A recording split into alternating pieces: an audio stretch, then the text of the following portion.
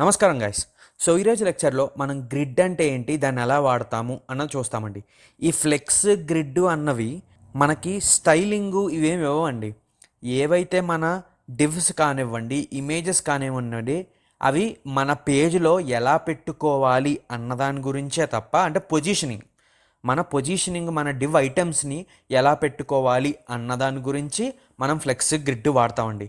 ఇప్పుడు ఇక్కడ మీకు ఒక ఇమేజ్ చూపిస్తాను. ఫ్లెక్స్ అన్నది మనకి 1 డైమెన్షన్లో పనిచేస్తుందండి. అంటే ఇలా మేనేజ్ చేసుకోవడానికి అవుతుంది అంతే. ఓకే, గ్రిడ్ అన్నది ఏంటంటే 2 డైమెన్షన్స్. అంటే ఇలా మేనేజ్ చేసుకోవచ్చు, ఇలా మేనేజ్ చేసుకోవచ్చు అనమాట. అంటే మనకి ఎక్కువ ఫ్లెక్సిబిలిటీ ఉంటుంది అనమాట గ్రిడ్లో. ఓకే, సో ఇప్పుడు ఫ్లెక్స్కి గ్రిడ్కి బేసిక్గా డిఫరెన్స్ ఏంటంటే రెండు ఒకలాగే పనిచేస్తాయండి బేసిక్గా.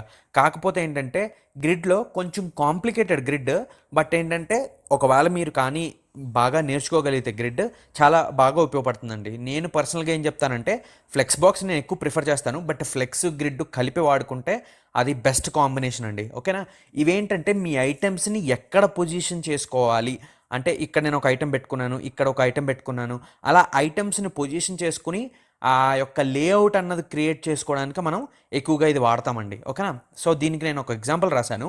ఆ ఎగ్జాంపుల్తో మీకు గ్రిడ్ అనేది ఎక్స్ప్లెయిన్ చేస్తాను. ఓకేనా, సో ఇక్కడ మీరు ఎగ్జాంపుల్ చూసుకుంటే ఇక్కడ నేను ఏం చేశాను, ఒక పేరెంట్ క్రియేట్ చేసుకున్నాను. పేరెంట్ క్రియేట్ చేసుకుని 5 చిల్డ్రన్ అయితే క్రియేట్ చేసుకున్నాను. ఈ 5 చిల్డ్రన్కి మనం ఇప్పుడు గ్రిడ్ ఇచ్చి ఎలా మేనేజ్ చేసుకోవాలి అనేది చూద్దాం. ఓకేనా, సో ఇప్పుడు నేను స్టైలింగ్స్ చూసుకుంటే ఇందాకలాగే మీరు ఫ్లెక్స్ లెక్చర్ చూసుంటే అందులో 3 చిల్డ్రన్ క్రియేట్ చేసి సేమ్ అలాగే, కాకపోతే ఇప్పుడు 5 చిల్డ్రన్ క్రియేట్ చేసుకుని వాటికి కలర్స్ ఇచ్చుకున్నాను. ఓకే, ఇక్కడ ఫాంట్ సైజ్ కొంచెం పెద్దగా కనిపించడానికి, ప్యాడింగ్ కొంచెం ఇక్కడ గ్యాప్ ఏదైతే వచ్చిందో గ్యాప్ రావడానికి. ఓకేనా, సో ఇప్పుడు దీంట్లో మనం డిస్ప్లే అని ఇచ్చి గ్రిడ్ అని ఇస్తామండి. ఫ్లెక్స్లో ఏం చేసాము, ఫ్లెక్స్ అని ఇచ్చాము అవునా, ఇక్కడ ఏం చేయాలి, గ్రిడ్ అని ఇవ్వాలి. గ్రిడ్ అని ఇచ్చి ఇప్పుడు నేను రిఫ్రెష్ చేస్తే పెద్ద తేడా ఏమి ఉండదండి. ఓకే, చూసుకుంటే మీరు నార్మల్గానే ఉంటుంది. దీని యొక్క ప్రాపర్టీ నేమ్స్ ఇస్తూ ఉంటారా, అప్పుడు మారుతూ ఉంటుందండి. ఓకే, ఇప్పుడు మీరు అందరికీ కాలం అంటే ఏంటి, రో అంటే ఏంటి తెలుసు అని అనుకుంటున్నాను. ఒకసారి పెయింట్లో మీకు కాలం, రో అంటే ఏంటో చెప్తాను. ఓకేనా, ఓకే, ఎప్పుడైనా మనం ఒక టేబుల్ అలాంటిది ఏమైనా తీసుకుంటే, టేబుల్ తీసుకున్నా ఏ ఒక డివ్ తీసుకున్నా సరే, ఆ డివ్లో కాలం అంటే ఫర్ ఎగ్జాంపుల్ ఇది ఒక డివ్ అనుకుందాం, డివ్ లేకపోతే టేబుల్ అనుకుందాం. కాలం అంటే ఇలా అండి, ఇలా ఎప్పుడైతే మనం అంటే ఇప్పుడు ఫర్ ఎగ్జాంపుల్ నేను ఒక టేబుల్లో వేస్తాను చూడండి. దీనికి ఇప్పుడు 3 కాలమ్స్ ఉన్నాయి. ఇదొక కాలం, ఇదొక కాలం, ఇదొక కాలం. ఓకే, నేను ఇప్పుడైతే ఇలా గీస్తానో అంటే ఏంటి, ఇలాగా 1 2 3. ఓకే, ఇదొక రో, ఇలా వస్తే దాన్ని రో అంటామండి.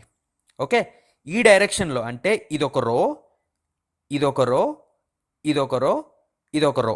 ఓకే, కాలమ్స్ వచ్చేసి ఏంటి, ఇదొక కాలం అంటే ఈ డైరెక్షన్లో వచ్చేది, అంటే పైనుంచి కిందకైతే దాన్ని కాలం అంటాం.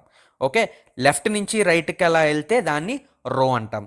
ఇదైతే అందరికీ తెలుసు అనుకుంటున్నాను. ఓకే, సో ఇప్పుడు మనం చూసుకుంటే ఇక్కడ మనం కాలమ్స్ అంటే ఏంటి, పైనుంచి కిందకి. ఓకే, ఈ కాలం విత్ పెట్టుకోవచ్చండి, దాన్నే గ్రిడ్ టెంప్లేట్ కాలం. ఓకే, గ్రిడ్ టెంప్లెట్ కాలం అని రాసి నేను ఏం చేస్తానంటే 2 కాలమ్స్ పెట్టుకుందాం అనుకుంటున్నాను. ఇక్కడో కాలము, ఇక్కడో కాలము. నా ఫస్ట్ కాలంకి వచ్చేసి 100 పిక్సెల్ ఉండాలి, నా సెకండ్ కాలమ్స్ వచ్చేసి 200 పిక్సెల్ ఉండాలి అని పెడతాను. ఇప్పుడు రిఫ్రెష్ చేస్తే చూసారా ఏమైంది, నా ఫస్ట్ కాలం వచ్చేసి 100 పిక్సెల్ పెట్టింది, నా సెకండ్ కాలం వచ్చేసి 200 పిక్సెల్ పెట్టి నెక్స్ట్ వచ్చే ఎలిమెంట్ ఏం చేస్తుంది, నా నెక్స్ట్ రోలో పెడుతుంది. అంతేకాని పక్కన పెట్టేయట్లేదు. ఎందుకని, నాకు కాలం 2 కాలమ్స్ ఉండాలి అని చెప్తున్నాను. ఇక్కడ చూసుకుంటే మీరు 2 కాలమ్స్ ఉండాలి. అలాగా నేను ఇక్కడ 50 పిక్సెల్ అని ఇస్తాను చూడండి, థర్డ్ కాలం ఇస్తున్నాను, 50 పిక్సెల్ ఉండాలి నా థర్డ్ కాలం అని. ఇప్పుడు రిఫ్రెష్ చేస్తే చూసారా, ఆ టెక్స్ట్ వదిలేండి, అది నేను ఫాంట్ సైజ్ ఇవ్వడం వల్ల అది బయటకు వచ్చింది. బట్ ఏం చెప్తున్నాను, 50 పిక్సెల్ ఇక్కడ ఉండాలని. అదే నేను ఇక్కడ 100 అని ఇస్తే చూడండి ఏమవుతుందో. చూసారా, 100 పిక్సెల్ పెట్టుకుంది అవునా. అంటే ఫస్ట్ కాలం నాది 100 పిక్సెల్ ఉండాలి, సెకండ్ వచ్చేసి 200 ఉండాలి, థర్డ్ వచ్చేసి 100 పిక్సెల్ ఉండాలి. అలాగా నాకు ఎన్ని రోస్ కావాలి అన్నది నేను నా యొక్క పేరెంట్ డివ్లో నేను డిసైడ్ చేసుకోవచ్చు. కాలమ్సే కాదండి, మీరు రోస్ కూడా డిసైడ్ చేసుకోవచ్చు. రోస్కి ఎంత విత్ ఉండాలి అన్నది మీకు ఇప్పుడు చూపిస్తాను చూడండి. ఇప్పుడు గ్రిడ్ టెంప్లేట్ రోస్ అని ఇచ్చి ఇప్పుడు నేను ఏమిస్తాను, సింపుల్గా ఒక 100 పిక్సెల్ అని ఇస్తాను. ఓకే, ఒకటే రో అంటే ఫస్ట్ రో ఇప్పుడు ఎన్ని ఉన్నాయి రోస్, 1 2 3 రోస్ ఉన్నాయి. నేను ఫస్ట్ రోకి నాకు 100 పిక్సెల్ ఉండాలని చెప్తున్నాను. ఇప్పుడు రిఫ్రెష్ చేస్తే చూసారా, నా ఫస్ట్ రో ఒకటే మారింది. ఇప్పుడు నేను నా సెకండ్ రోకి 200 పిక్సెల్ ఉండాలని చెప్తున్నాను. ఇప్పుడు రిఫ్రెష్ చేస్తే చూసారా, నా ఫస్ట్ రోకి ఎంత వచ్చింది, 100 పిక్సెల్ వచ్చింది అవునా. నా సెకండ్ రో అంటే ఇది ఏమొచ్చింది, 200 పిక్సెల్ వచ్చింది. అలాగా మీరు ఇండివిజువల్గా రోస్ని కాలమ్స్ని మీరు మేనేజ్ చేసుకోవచ్చు. ఓకేనా. సో ప్రస్తుతానికైతే నేను దీన్ని 300 ఇస్తాను. ఓకేనా, 300 ఇచ్చి రిఫ్రెష్ చేస్తే చూసారా, అలాగా మీరు ఏదైనా మేనేజ్ చేసుకోవచ్చు అనమాట. ఓకే, నెక్స్ట్ వచ్చే ఎలిమెంట్స్ ఎప్పుడైనా సరే కొత్త లైన్లో వస్తాయి. ఆ కొత్త లైన్లో వచ్చిన దాన్ని రో కింద మారుతుంది. ఓకేనా, అలాగే మీరు ఎన్ని కాలమ్స్ కావాలి, ఓకే, అలాగే ఎన్ని రోస్ కావాలి అన్నది మీరు డిసైడ్ చేసుకోవచ్చు అనమాట. ఇలాగ ఇవ్వచ్చు, లేకపోతే ఫ్రాక్షన్స్లో ఇచ్చుకోవచ్చు అనమాట. ఫ్రాక్షన్స్ అంటే ఏంటంటే ఇక్కడి నుంచి ఇక్కడికి ఫ్రాక్షన్స్ కింద డివైడ్ చేసుకుంటే, ఇప్పుడు నా ఫస్ట్ది వచ్చేసి 1FR అంటే 1 ఫ్రాక్షన్ ఉండాలి.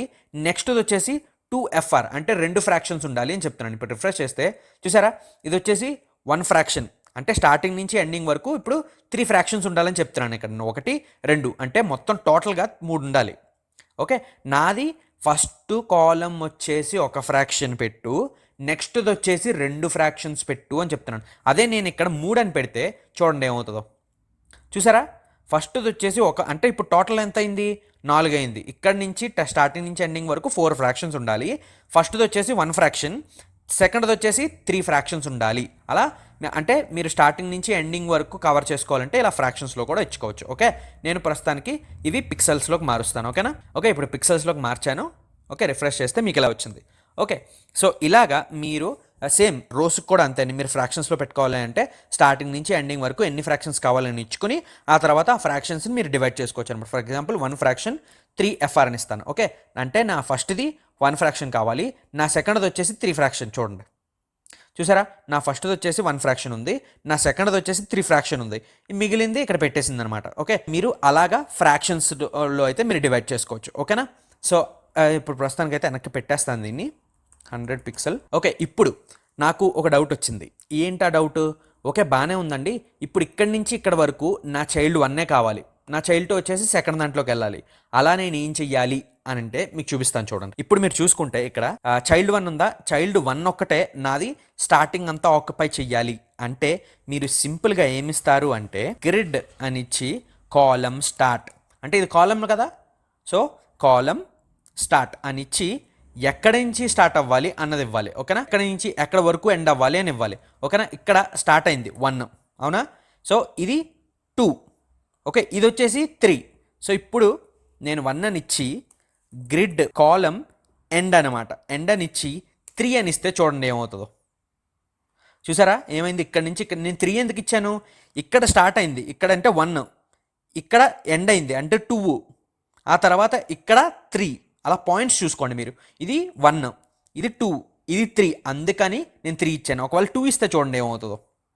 2 ఇస్తే నాకు నార్మల్గానే ఉంటుంది, అంటే ఎక్కడైతే స్టార్ట్ అవుతుందో అది 1, ఎక్కడైతే ఎండ్ అవుతుందో అది 2, అందుకని 2 అంటే ఇక్కడితో ఎండ్ అయిపోయింది. సో ఇప్పుడు నేను ఎప్పుడైతే 3 అని ఇస్తానో నాకు చూడండి ఇక్కడ వరకు వచ్చింది, ఎప్పుడైతే 4 ఇస్తానో చూడండి ఏమవుతుందో.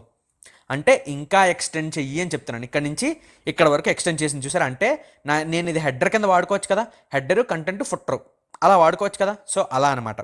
సో నాకు చైల్డ్ 1 ఇక్కడ నుంచి ఇక్కడ వరకు కావాలి అని ఇచ్చుకున్నాను. ఇప్పుడు నా చైల్డ్ 3 ఏదైతే ఉందో ఇవి ఇక్కడ నుంచి ఇక్కడ వరకు కావాలి అని అలా కూడా ఇచ్చుకోవచ్చు. సో ఎలా ఇచ్చుకోవచ్చు అంటే సింపుల్గా గ్రిడ్ కాలమ్ స్టార్ట్ వచ్చేసి గుర్తుంచుకోండి, 1 2 అంటే 2 దగ్గర స్టార్ట్ అవ్వాలి, 3 4 అంటే 4 దగ్గర ఎండ్ అవ్వాలి అని చెప్తున్నాను. అంటే గ్రిడ్ కాలమ్ ఎండ్ వచ్చేసి 4. ఇప్పుడు చూడండి చూసారా ఏమైంది, నా చైల్డ్ 2 వచ్చేసి నేను 2లో ఇచ్చాను కాబట్టి నా చైల్డ్ 2 ఇక్కడ నుంచి ఇక్కడ ఎంటీ గ్యాప్ వచ్చింది చూసారా, ఎందుకని నా చైల్డ్ 2కి ఇచ్చాను నేను. అదే మీరు ఇది కట్ చేసి 3కి ఇస్తాను, ఎందుకంటే మనం 3కి అనుకున్నాం కదా. సో ఇప్పుడు 3కి ఇస్తే చూడండి చైల్డ్ 2 ఇక్కడ వస్తుంది, చైల్డ్ 3 వచ్చేసి ఇక్కడ నుంచి ఇక్కడ వరకు ఆక్యుపై చేస్తుంది. చూసారా, చైల్డ్ 2 ఇక్కడ వచ్చి 3 వచ్చేసి ఇక్కడ నుంచి ఇక్కడ వరకు తీసుకుంది. అలాగా మీరు ఎక్కడ నుంచి ఒక డివ్ ఎక్కడ వరకు కావాలి అన్నది ఇచ్చుకోవచ్చు. ఓకేనా, దాంతోపాటు మీరు ఈ మధ్యలో మళ్ళీ అతుక్కున్నట్టు ఉన్నాయి కదా, సో అలాగ అతుక్కోకుండా మీరు గ్యాప్లు ఇచ్చుకోవచ్చా ఫ్లెక్స్ లాగా అంటే ఇచ్చుకోవచ్చండి.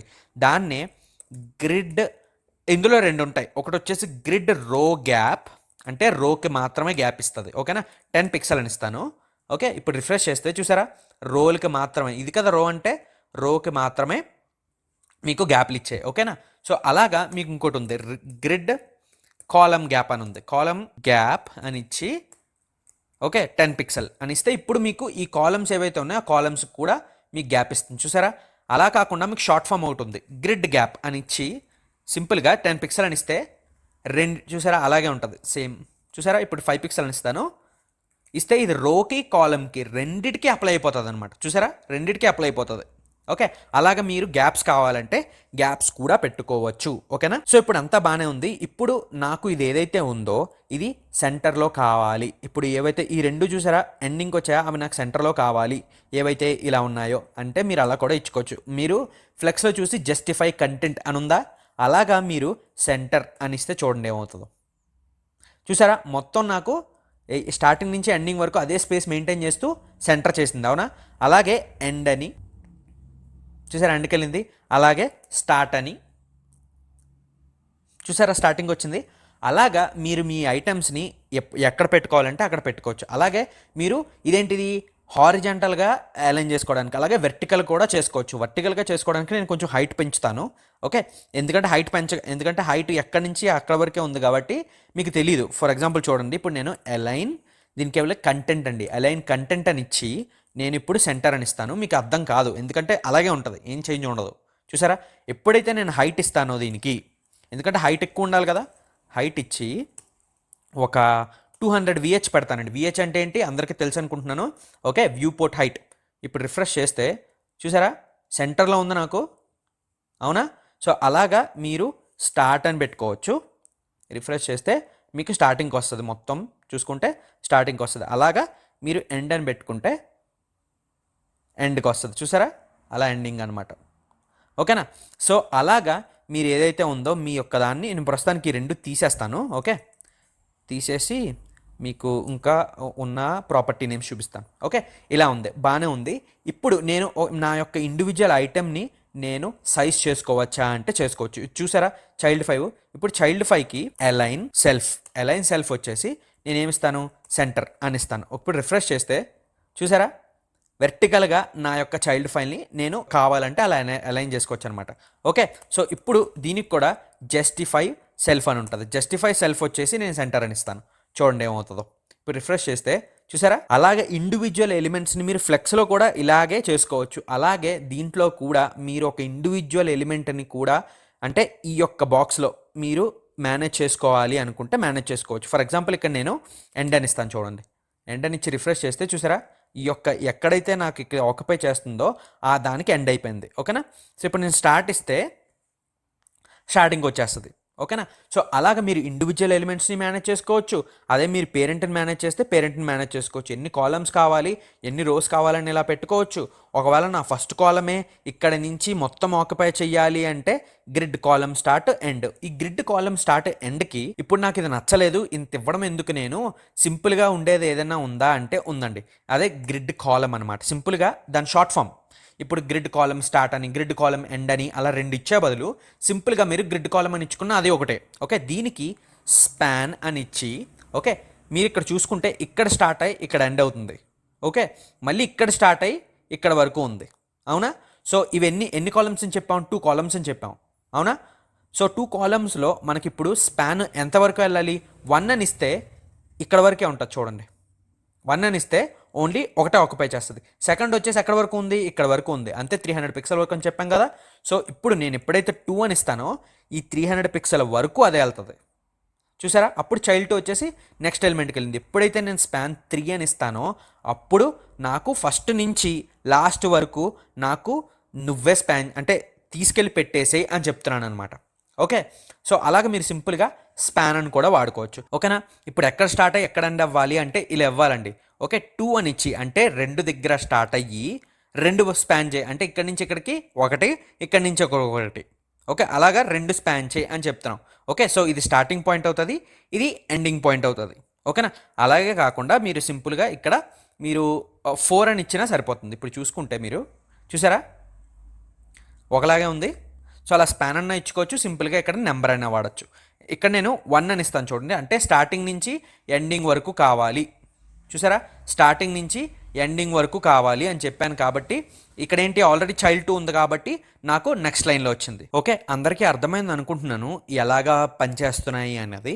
ఓకే సో ఇలాగా మీరు వాడుకోవాలి. నేను ఎక్కువ ఏం వాడతాను అంటే సింపుల్గా స్పాన్ అని వాడుకుంటానండి. స్పాన్ 4 అని అలా ఇస్తే సింపుల్గా మీకు చూసారా ఎక్కడి నుంచి స్టార్ట్ అయ్యి ఎక్కడి నుంచి ఎండ్ అవుతుందో, అదే స్పాన్ 3 అని ఇస్తే మీకు సింపుల్గా మొత్తం ఇక్కడి నుంచి ఇక్కడ వరకు తీసుకుంటుంది అనమాట. ఓకే, సో అలాగా మీరు గ్రిడ్ అన్నది వాడతాం. ఓకేనా? సో అందరికీ గ్రిడ్ అన్నది అర్థమైంది అనుకుంటున్నాను. నాకు తెలుసు కొంచెం కాంప్లికేటెడ్గా ఉంటుందని.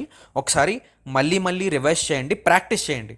ఓకే, గ్రిడ్ మీకు రావాలి అంటే మీరు ప్రాక్టీస్ చేయకుండా మీకు గ్రిడ్ రాదు. సో గ్రిడ్ కొంచెం బాగా ప్రాక్టీస్ చేయండి. గ్రిడ్ ఫ్లెక్స్ రెండు ప్రాక్టీస్ చేసిన తర్వాత నెక్స్ట్ లెక్చర్లో మీకు మీడియా క్వైరీస్ అంటే ఏంటి అన్న చెప్తాను. మీడియా క్వైరీస్తో మనం సిఎస్ఎస్ సెండ్ చేసి ఒక ప్రాజెక్ట్ చేసి మనం జావా స్క్రిప్ట్కి మూవ్ అవుతామండి. ఓకేనా? సో నెక్స్ట్ లెక్చర్ మీడియా క్వైరీస్లో కలుద్దాం గైస్.